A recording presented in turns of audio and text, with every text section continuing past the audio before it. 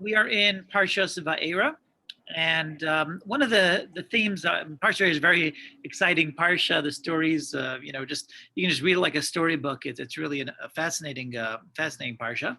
And one of the things that's somewhat troubling, I guess, as we learn it on a higher level, is the verse that says "Vayichazek Hashem es leiv paro," that God hardened the heart of Paro. That means Paro had the plague, right? The plague was vicious, and he came to realization that this is insane. He's got to let the Jewish people go. Either he came to that realization or his servants came to the realization. And he tells Moshe, okay, just get rid of this plague and I'm going to let them go. And he says, okay, you let them go. I'll let them go.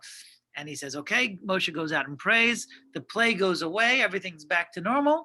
And it says in the verse, Vayachazek Hashem es leiv Paro, not by all the makos, but eventually that God hardened Paro's heart. And he said, no, change my mind. I'm not letting anyone go.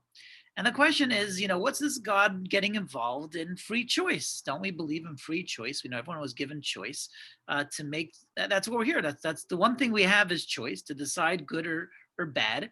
And Paro seems to have lost that freedom of choice. It says God kind of got him to decide not to let them go. He kind of made him choose bad. How does that work? Don't we believe that he should have freedom of choice at all times? So it's a somewhat troubling idea that freedom of choice can be taken away. And there's various approaches to answer this question. I'm going to go with one approach that I heard in the name of the Beis Halevi. The Beis Halevi says something very fascinating. He says that in order to maintain freedom of choice, when a circumstance presents itself where it becomes too easy, the other side has to become more difficult to maintain equilibrium. Let me explain. Paro just experienced a miraculous event. He experienced a plague. And that plague made it very, very clear to him that this is good and this is bad. This is correct. This is incorrect. This is the right thing to do. This is the wrong thing. It became so clear to him that at that point, there was no more freedom of choice anymore because it was so clear. So God had to sort of equal things out by hardening his heart in the other direction. So it's not that his freedom of choice was taken away. On the contrary, his freedom of choice was explained by giving him once again the strengthening the side of negative now made it equal. That's his approach. Sorry? Okay. That's what he says. I think it's an amazing approach. He says. Does someone have a question on that? Okay, so that's what the Beis Halevi says. He says that the reason why Paro's heart was hardened was in order to maintain this kind of 50-50. We always have to be in a 50-50 situation.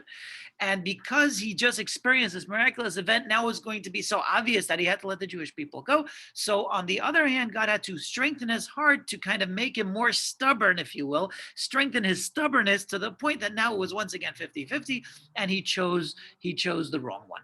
Okay, so that's the answer. And I heard Rabbi Applebaum, who's a Rebbe who I learned by for a little while, and I continue to learn from. He said an idea that was a fascinating idea based on this, and a very applicable idea. He says if that's the way it works, that it always has to be 50-50. You can't have a scenario where you are, if it's too easy. If it's too easy, there's no purpose of us being here. We're not here for easy. We're here to choose, and we have to be choosing in a situation where it's 50-50. So that what that means is when a person gets better, right? When a person gets to the point where it becomes too easy, by nature, what has to happen is that the evil inclination has to get stronger. Because if the evil inclination doesn't get stronger, then it becomes too easy. And easy is not what we're here for. Okay, and he brings us the Gemara, the Talmud in Masechta Sukkah. It says something very interesting. It's a story that the author of the story, I guess, is Abaye. Abaye is one of the main Amoraim, the main authors, I guess, in the Talmud.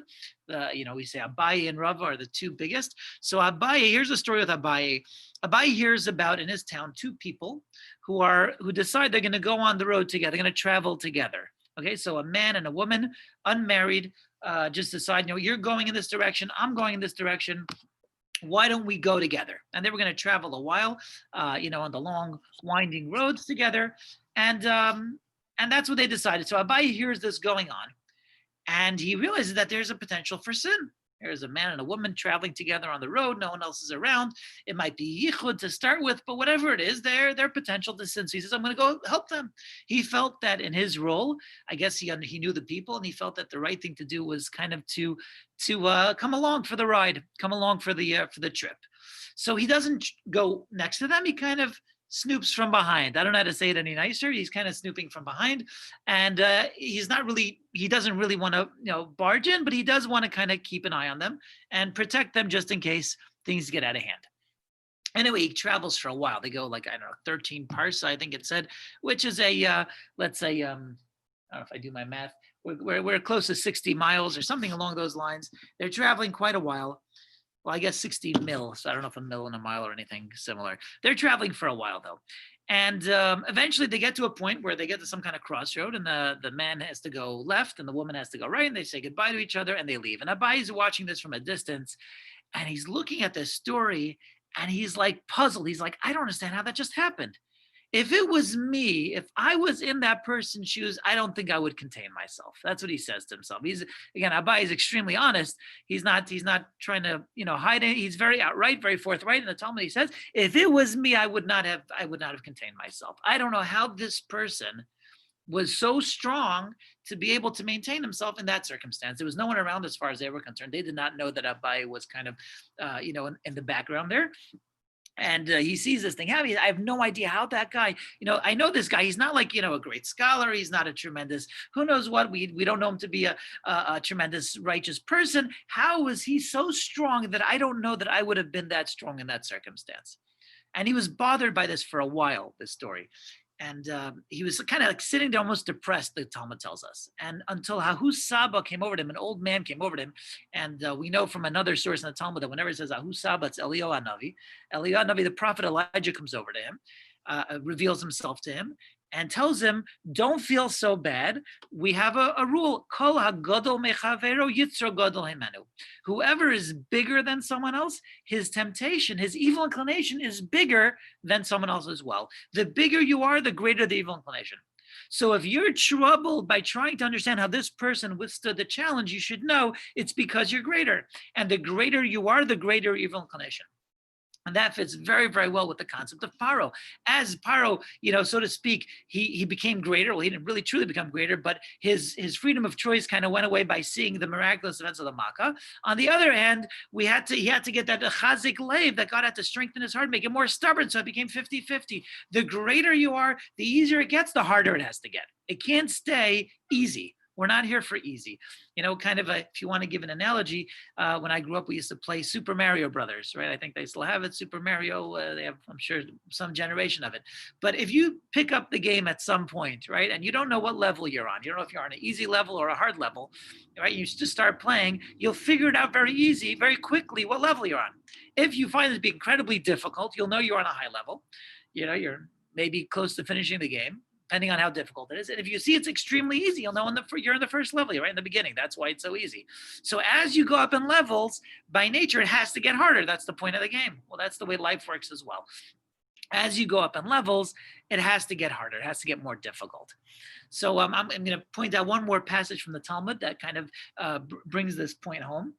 And there was a story of Rabbi Yochanan and Reish Lakish. Now, I don't know if anyone knows about Reish Lakish. Rabbi Yochanan and Reish Lakish throughout the Talmud, they're constantly having discussions. They're often disagreeing. They had different points of view very often, but they seem to have been together. In fact, they were study partners for many years.